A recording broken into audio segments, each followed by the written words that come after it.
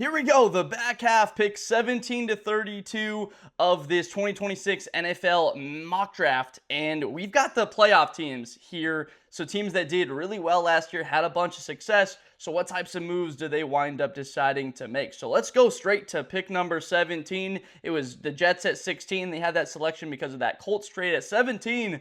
The Detroit Lions, they need secondary help. They were expected to be in the running to win the NFC North last year, a Super Bowl contender, and it fell apart. They just did not look right. Injuries in the back end in the secondary to Kirby Joseph, that's going to hurt you. Brian Branch, the same thing with him in his injury. So for them, Colton Hood, the corner out of Tennessee, him and his teammate Jermod McCoy are two of the best 3 or 4 cornerback prospects in this draft. So adding him as a defensive back corner, 50 tackles, 8 passes defended in 2025. He had a pick 6 there. You've got Puka Nacua, Jackson Smith and Jigba. You have the Bears with their talented wide receivers descending. Justin Jefferson, there's so much talent in this conference at the wide receiver position. You just need to defend against these really good wide receivers. And you don't have a true shutdown, really good corner, which the Lions really don't have right now. And they lose Amik Robertson. Lions fans aren't devastated about that, but they need a bit more help at that position, and that's a hole on this team. Against Detroit, you just sort of attack it. You just get reminded of them in the playoffs against the Commanders with all those injuries. Add some depth there and improve that position. At number 18, the last team here on this list that did not make the postseason a year ago, except for that Cleveland Browns selection who has that pick because of the Jaguars trade. So pick number 18, the Minnesota Vikings, Dillon Thieneman. He figures to be a top 20 pick. And if he's not, I would be very surprised just because of the production that he put over the last couple of seasons. 306 tackles in 3 years at Purdue, as well as the Oregon Ducks this past year on college football playoff team. 10 tackles for loss, 8 interceptions, 14 passes defended, and then you take into consideration how athletic he is. He's in a strong safety body, but he runs a 4.35 40-yard dash, a 41-inch vertical. He's an athletic freak. They just released Harrison Smith. He'd been the hitman in the back end for such a long time. An excellent, incredible player there for Minnesota. I'm going to miss watching him on Minnesota. But Dillon Thieneman is the perfect guy to immediately have this the solidification of your back end of your defense for a very long time there with that selection. At number 19, Carolina Panthers, Akheem Mesior. Let's take a guy with the top 5 most tackles for loss in the history of college football. He had 52.5 career tackles for loss in his college football career. 33.5 sacks, which is top 10 in sacks for the most ever. 13 sacks, 67 pressures in 2025 with 4 forced fumbles. Some people don't like the fact that he's going to be 25 for the season. I like that he's physically mature and that he has experience and that he is ready to go. There's not a lot of developmental. You've got the production. Let's fix a couple things. Let's refine the technique. But we've got an impact player that's good to play for us at a high level for the next 5 years there in Akheem Mesior, and that's really going to help Carolina. They've added a couple guys there like Jalen Phillips. Let's add even another one. They went Nick Scout and they went Imam Young. They've got Jalen Phillips. Let's continue to bolster the trenches. I know some people may have wanted a defensive tackle next to Brown, maybe gone with a trade back in some instances, or added another weapon for their offense. I just believe with Akheem Mesior, you're starting to build a ferocious defensive line there in Carolina. This would truly be one of the best in football. At number 20, the Dallas Cowboys with their pick because of the trade with the Green Bay Packers. So Cashius Howell, the SEC Defensive Player of the Year.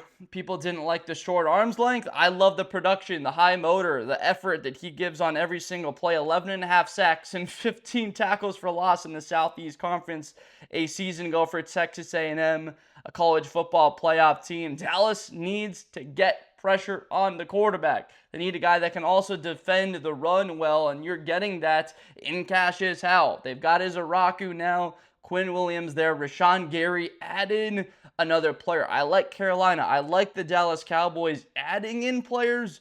You may not necessarily need it, right? You don't have this huge biting need, but what you do need are more sacks. You need more production at the line of scrimmage or behind it, so let's bring in more guys at that position. You can never have enough depth on the offensive or the defensive line. At number 21, the Pittsburgh Steelers. Fascinating possibilities here with this selection. I don't know what they're going to do at quarterback. The assumption is Aaron Rodgers comes back. And what about the trajectory here do we like? I like the fact that Aaron Rodgers sat for a couple years behind Brett Favre. I like that Jordan Love sat behind Rodgers and he looks pretty good. What if they took a quarterback in Ty Simpson out of Alabama? Now, you might be saying, could we add another wide receiver here? Could we add someone in the secondary? That it's sort of a little bit mushy in the sense of what the Pittsburgh Steelers could do and what their needs are, because they've got a decent enough roster. They're just getting a little bit older. I like looking towards the future, and you could have that quarterback position solidified and build around it, because Ty Simpson reminds me a lot of Aaron Rodgers in the sense of the release. Look, he's 6'1", 6'2"-ish, 200 pounds. He's a little bit smaller than you would like. He's going to bulk up a little bit. I think he can get up to 220, and he's mobile. He's dynamic enough as an athlete. Coming out of high school, he was touted as a dual threat athlete. But 3,500 yards, 64% completion percentage, 28 touchdowns, the 5 interceptions.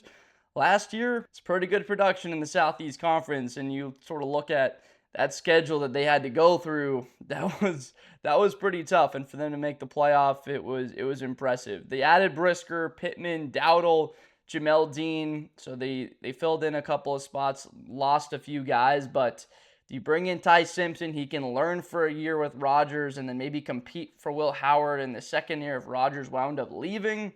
I start to like what you have in that Pittsburgh quarterback room. At number 22, Vega Ioane out of Penn State. The Chargers brought back Khalil Mack. I love that. Trey Pipkins, an extension. You've got depth behind Slater and Alt.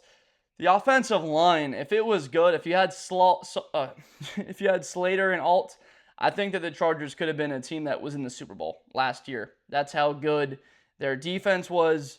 That's how good their offense was when they could protect Herbert. They went 3-0 to start the year, beating the Chargers, beating a team like the Broncos, and you just saw a team struggle to protect their quarterback for a lot of the season. Couldn't get the run game going, but you solidify that on the interior offensive line. They made a couple of nice free agent signings.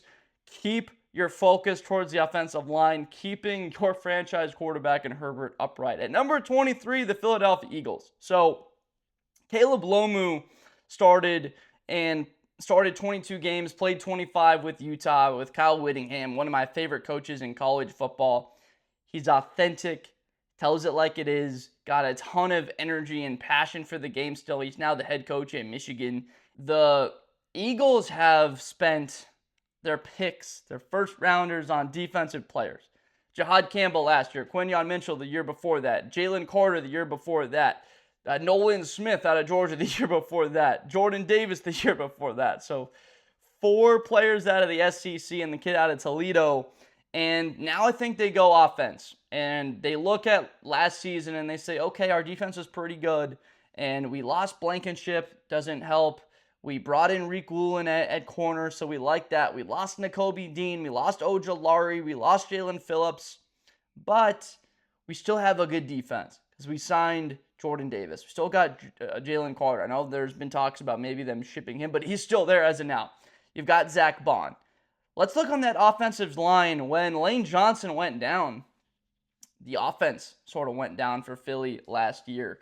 They were one of the best teams in the league, no doubt. They're going to be with that sort of talent. But as soon as he went down, they struggled against Chicago, and they struggled offensively really throughout the rest of the entire season. So Philly, figure out the offense, make sure that you can protect Hurts and get Saquon Barkley going. That's pivotal for them in the future here. You think about their great offensive line in 2024, their great D-line that carried them all the way to the Super Bowl with incredible talents on the perimeter. At number 24, the Cleveland Browns, because of their trade and their move with the Jaguars last year. Jags wanted Travis Hunter, so they gave up a future first, gave up a second-round pick, and I think Cleveland, let's add another guy on the opposite side of Myles Garrett. Why not? We've got the middle. Maybe you want to add another player because you lost Devin Bush, and Carson Schwarzenegger was the rookie defensive player of the year. But 127 tackles, 21.5 sacks, 6 forced fumbles from TJ Parker overall in his career. This is a productive player in the conference out of Clemson. And with Myles Garrett on the roster, you can try and develop a guy. TJ Parker going into this year was touted as a top 8 lock, a top 10 for sure guy. And because Clemson did so poorly, he's continued to fall.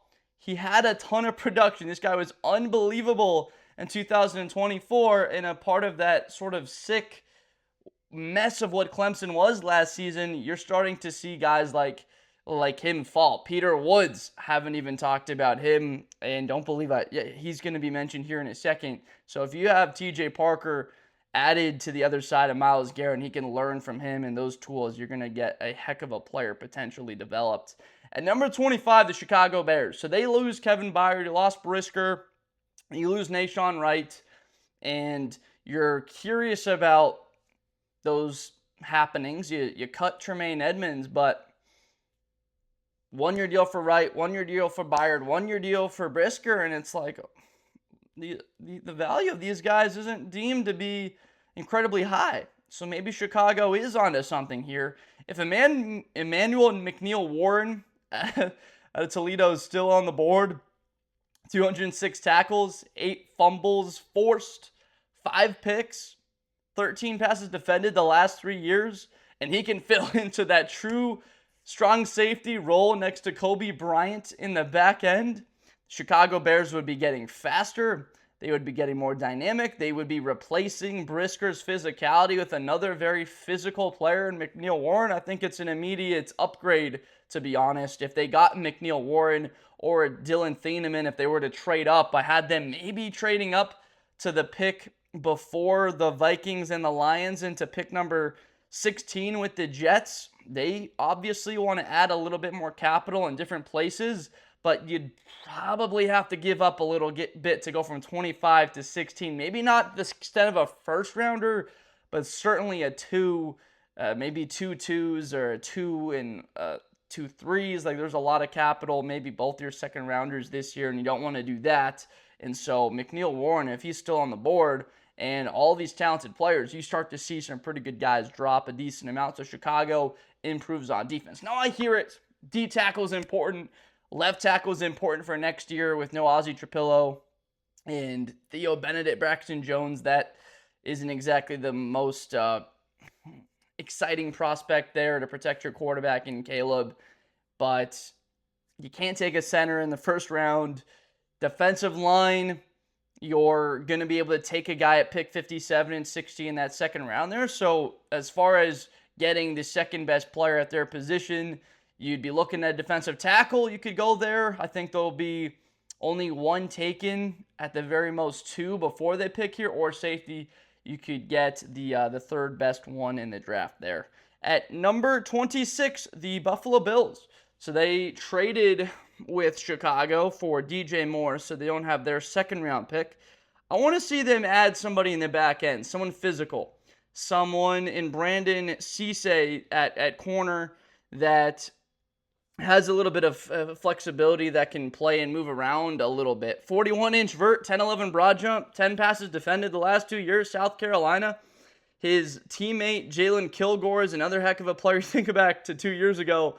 You had Eamon Wari, Kilgore, Cisse, Dylan Stewart, TJ Sanders. Like that defense was pretty loaded. You think about what South Carolina had. They had a pretty good team. But so this kid for the Buffalo Bills, you throw him into that defense now, and you're starting to look at a Buffalo team that could get a little bit more physical. Now, it'd be surprising, I guess, if Buffalo made a defensive selection in their first year, their first draft, with an offensive-minded head coach in Joe Brady. but truly believe that this would help them out and improve a little bit of what they do on the defensive side, which is important in a conference that's loaded with offensive talent. At 27, the 49ers. Now, they brought back Dre Greenlaw, which is one of my favorite moves. Another hitman kind of guy. How about Peter Woods out of Clemson, TJ Parker's teammate? These guys were top 10 prospects with Cade Klubnik, and now none of them are going in the top 20, most likely. But Peter Woods, he was number 5 on Bruce Feldman's Freaks list for a reason. He, in last year's offseason, this was even a year ago, 34 reps at 225, 34. Squatted 700 pounds and ran a 4.86 40. His vertical was 33. So you're talking about explosive. At his pro day, this kid was looking really good. And he's productive on the interior, athletic as heck. And a lot of that just has to do with innate talent as well as very high efforts kind of a player. San Francisco adds him. Maybe he's not that pass rushing threat you wanted, but Mykel Williams was hurt last year. Nick Bosa was hurt. You can't exactly blame them for those guys getting hurt. They haven't had a dominant interior defensive lineman since Armstead or Buckner left, and now they have a chance to add one of those guys in Woods. At 28, the Houston Texans. There's a couple of interesting selections here for them. I thought about Monroe Freeling, but with what they did on the offensive line with Braden Smith, I thought about Caden McDonald. You're looking at solidifying your culture and what you're doing as a defense. That's first and foremost what you want to do. And they have Rankins in there in the middle. The edge, they re-signed to a 1-year deal. Hunter, he made his money, $40 million. You're going to soon have to pay Will Anderson Jr. $40+ million a year. That's a future defensive player of the year. But Caden McDonald out of Ohio State, he was a 1-year starter for them, and he was a true wrecking ball in the middle of what was the best defense in the last 15 years in college football. 65 tackles, 2 forced fumbles, 3 sacks. He's more athletic than he looks, and the war paint that he puts on, it's all black over his face. He just sort of embodies that warrior spirit. He just seems like a really good fit for Houston. I know offensively they might like to add in other places, but why not continue to improve what is a strength of your team with Caden McDonald from the Buckeyes? You think about that Ohio State defense, McDonald, Arvell Reese, Sonny Styles, Caleb Downs. That would make 4 first-round picks for them off of that defense. And it just shows you sort of how maybe they underperformed a tad, right? C.J. Stroud, their quarterback, in not winning a CFP game this past season. At number 29, the Kansas City Chiefs have a pick here because they traded with the Rams. They gave away their number 1 corner, Trent McDuffie, one of the best in football, signed a $31 million year extension. And Avian Terrell, another Clemson defender. We've got a bunch of them here in the late 20s. Shows you how talented this Clemson team was, and for them to finish in the manner they did, that they really underperformed compared to what you thought they would be. But 25 passes defended, 125 tackles, 8 forced fumbles, 3 picks, 4 sacks. Like, the stats usually just come right out the mouth. It's like a fire hose looking at all that. But he can play one-on-one, excellent man-to-man. He's athletic, speed, rangy, good arm size. And the Chiefs need badly to add guys into the secondary. So you think about this draft now and how they could immediately just reload, lose Trent McDuffie, lose Watson, add future draft capital, and then you could get Caleb Downs out of it. And then you take this kid, Avian Terrell, and you're like, okay, I think the Chiefs are going to be just fine with the future here. Kenneth Walker now on that offense, and re-signing Travis Kelce, and the Chiefs are essentially back with some young, fresh talent as they add for the future here, plus more picks from that Rams trade. At number 30, the Denver Broncos. Now, Caleb Banks out of Florida missed a lot of this past year and broke his foot the night before he competed at the combine. He was saying there's an issue with my shoes, and he was actually playing through a broken foot. Not playing, but competing and participating in the drills. But you look at that 2024 season, this kid was a monster on that Florida defensive line.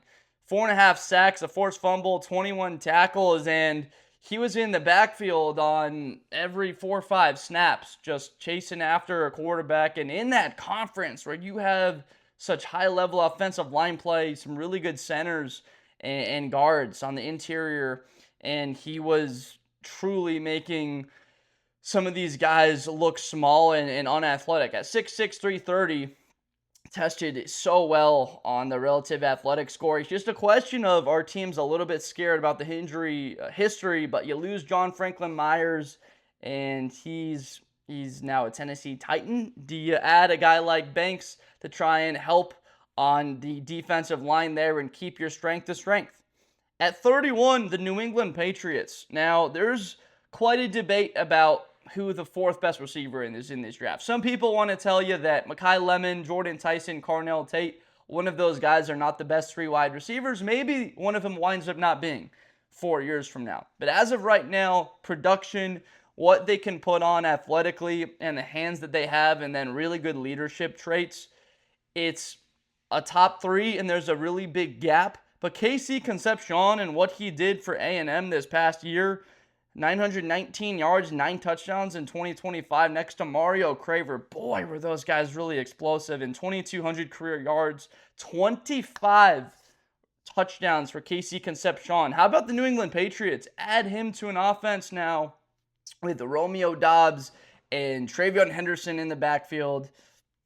It starts to get exciting for what New England can do defensively. I love Kevin Byard now for them in the secondary. You have a reunion with him and Mike Vrabel, but Concepcion adding his elements of versatility as a guy you can line up in the backfield a little bit, give him sweeps, and he can separate at a high level. I would really like New England to take another wide receiver. It was just evident watching that Super Bowl that they just had guys that could not get open against Seattle and didn't have the time to deliver the football to them. At 32, the last pick of the draft, the Seattle Seahawks, they look at what they did good last year and what they can be better at. Not a whole lot. Maybe on the offensive side, you could add another weapon. So Rashid Shaheed, he's back.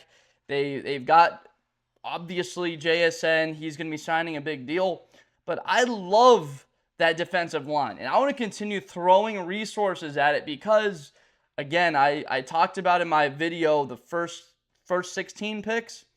In 3 of the last 6 Super Bowls, you have seen one defense just dominate the line of scrimmage, and the game was simply over because of a true advantage. It was Seattle this past year, Philadelphia, and what they did to the Chiefs 2 years ago, and then Tampa, what they did to the Chiefs in that COVID Super Bowl back in 2020. And so Seattle, you continue to add resources there. Lee Hunter out of Texas Tech, 168 tackles, 7.5 sacks. He's 6'4", he's 325 pounds, and he's also a very athletic kid, really a high energy, good personality. It was fun watching him sort of compete and be there at the combine. Seattle continue to add pieces to that defense, and I just don't see how that hurts them. You lose Reek Woolen, but I think they're going to be able to have a very good defense again, a top 5 unit. I don't see any reason why they won't be next year. Let me know down below in the comments which of these picks you would switch. If you haven't seen my first video, picks 1 through 16, make sure to go and watch that for this mock draft. We're going to be coming out with probably 1 to 2 more as the order changes. There's going to be some trades most likely before then. But what was really interesting to me was Adam Schefter talked about the 2027 draft and how there's been a sort of cloud over the activity in picks going around and what might happen in the first round of this draft because teams are looking ahead at what it could be in 2027. I thought that was a little nugget for those of us that are huge college football fans. Like, we know, we've been knowing this for 2 years now. We're already knowing. But I thought that was interesting. He sort of opened the envelope a little bit there, if you will. So I appreciate you so much. Make sure to subscribe if you have not already to Blitz with Blender. I am Josh Blender. Thank you so much, and I will see you next time. Best player in college football. That Georgia and Ohio State game, New Year's Eve, is going to be a classic. Josh Blender. Hi, everybody. I'm Josh Blender. To the 40, 35, 30, Espinosa to the 20.